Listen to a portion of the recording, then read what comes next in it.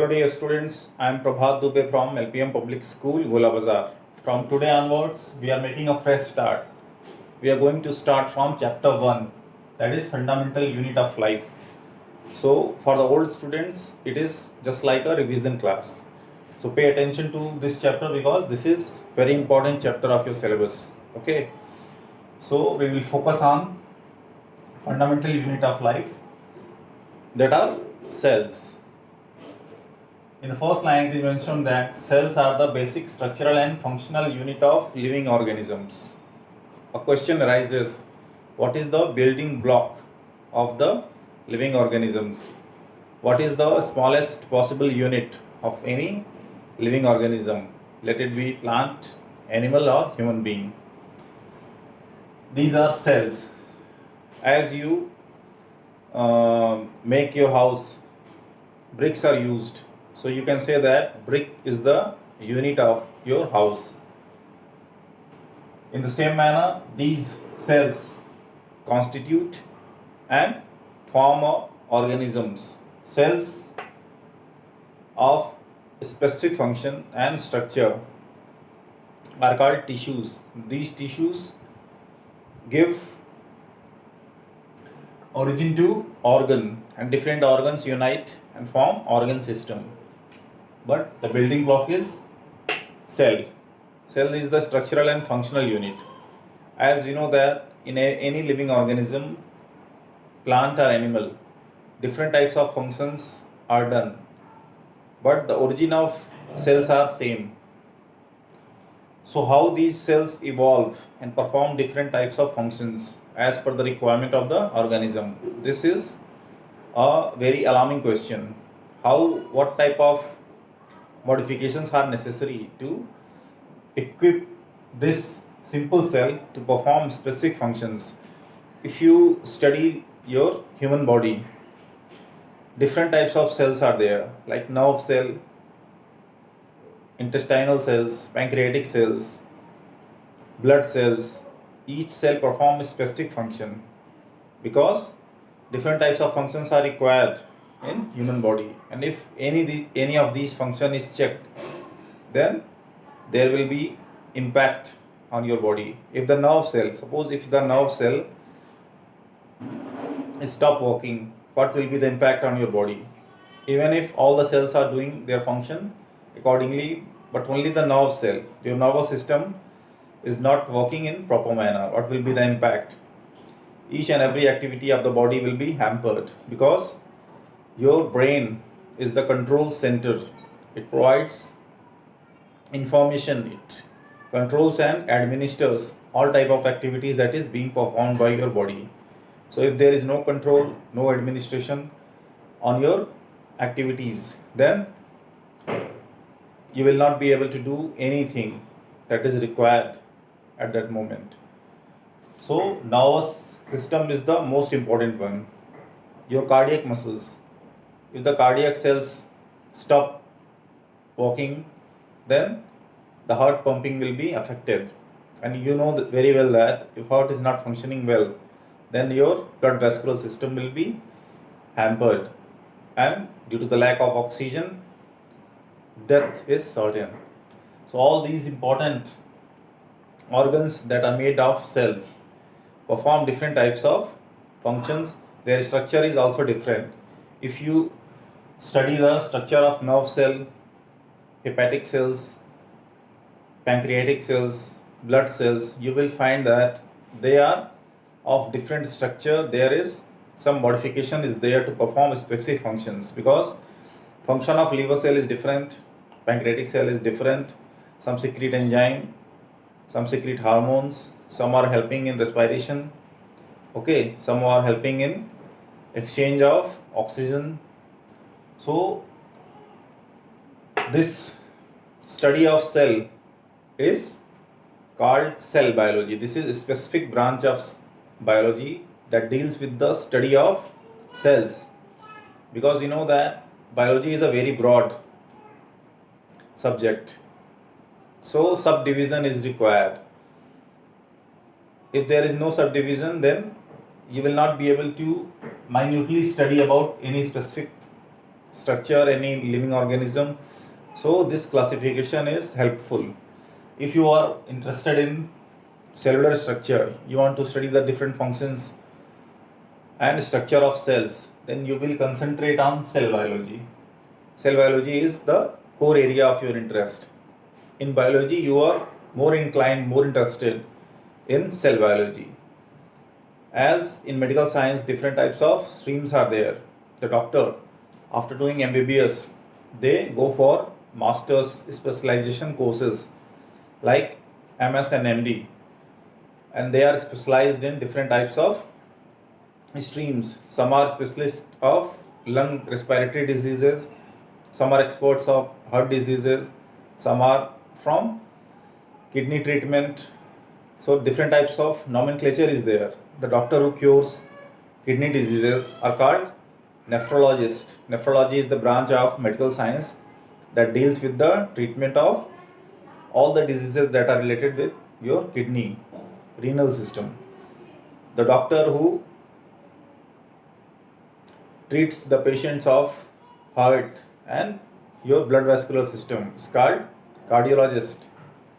In the same manner, the doctor who treats the patients of lung diseases, respiratory system, if there is any disease related to respiratory system, that doctor is called pulmonologist. Okay, so there are different types of streams in medical science as well. If you go to any hospital, you should make note of the different departments and the specialist doctors that are there. So cell biology is very important branch of biology. All you should focus on the proper study of cell. In our coming lectures, we will minutely study the different cell organelles as well. As we know that Robert Hooke first time discovered this smallest unit of living organism, that is called cell. In 1665, there was no advanced microscope. Robert Hooke designed his microscope on his own, and with this microscope he studied the cork cells, cork that is used in bottles as lid.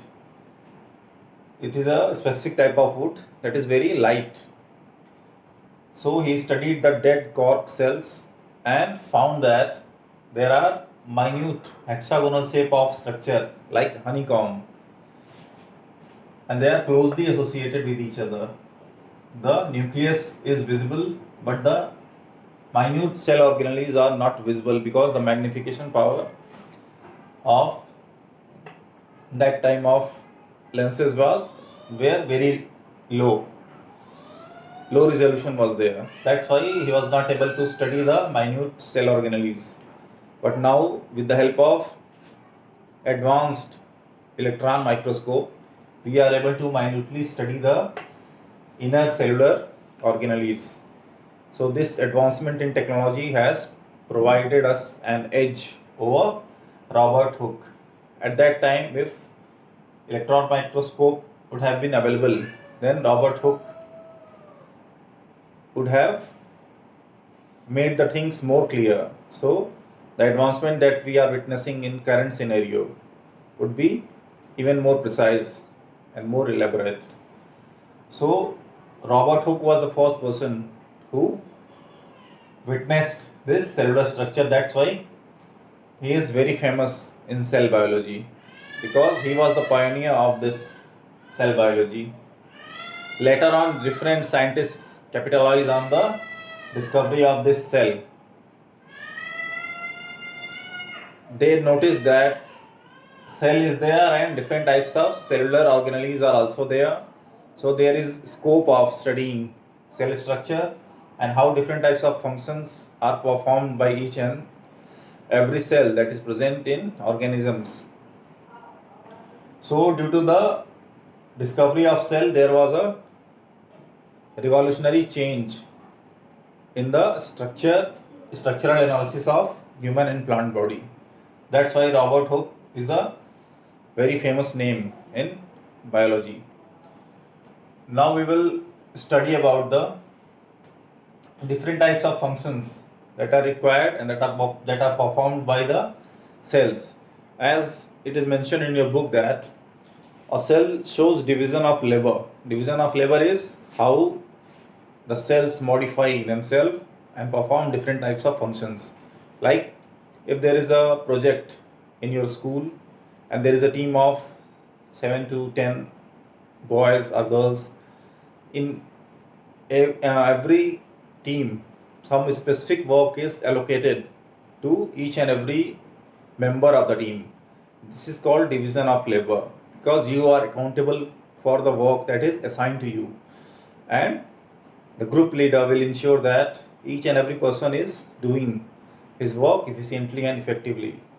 That's that will ensure the timely achievement of the desired objective. So division of labor is very important. If you are not assigning different types of work to different team members, then no one will take accountability of the specific function that are needed to be done. Okay, if the work is assigned, then everybody is clear in his mind that I am accountable for this work, so he is dedicated. He is totally engrossed in doing that work efficiently. In the same manner, in cells, different types of functions are required, and that's why the cells are modified to perform specific functions. Okay, and the functions that are required, especially in human body: nutrition, respiration, growth, reproduction, and many more functions. We will study in detail in our coming lectures. This is just an introductory class. So our first emphasis is on the discovery of cell.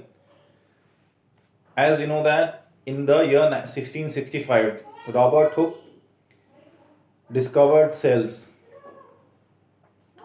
and the microscope that was used during this discovery was self-designed by Robert Hooke. Okay, the honeycomb-like structure consisted of a thick wall enclosing box-like compartments.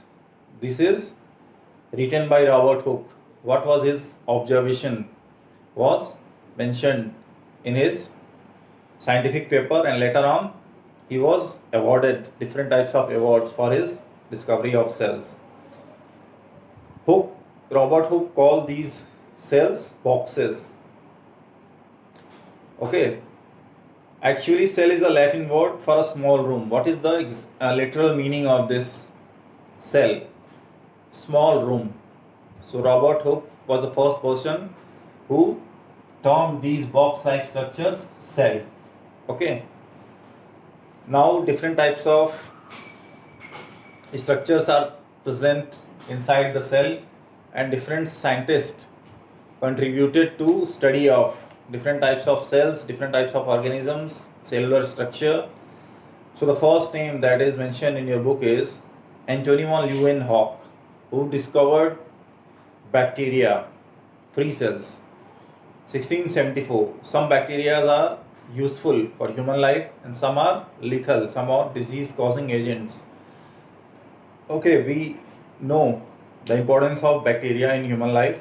We will study different types of bacteria as well in our coming classes.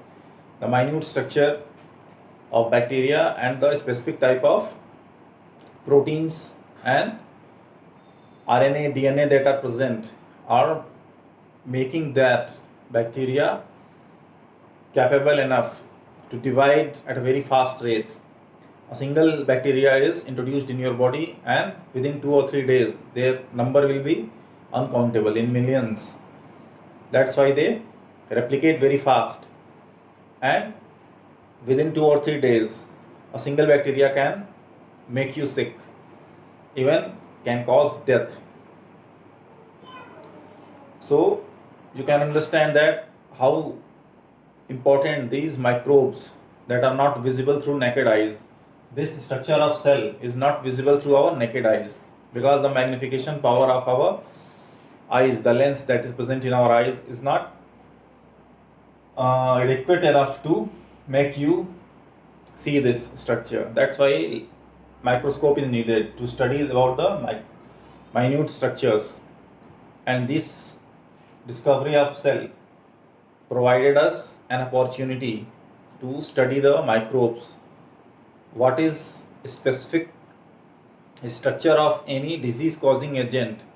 If the structure and the genetic combination of that bacteria, virus or fungus is decoded, then only you can produce drugs, medicines to cure that diseases. If you are not able to study the structure of that virus, bacteria, then the medical science will not be capable enough to formulate the drugs that are needed for that.